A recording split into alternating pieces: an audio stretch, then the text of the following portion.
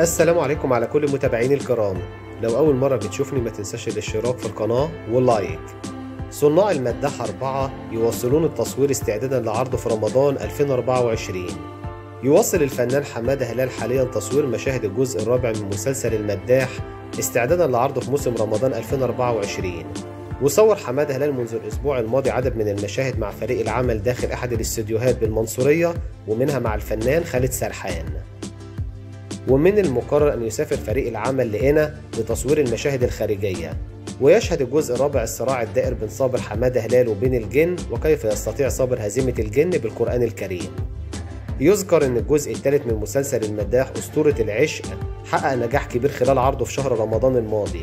وشارك في مسلسل المداح 3 عدد كبير من النجوم بجانب حمادة هلال، منهم هبة مجدي ويسرى اللوزي وخالد سرحان وأحمد ماهر وسلمى أبو ضيف ومحمد رياض وعبد العزيز مخيون وخالد زكي وعدد آخر من النجوم.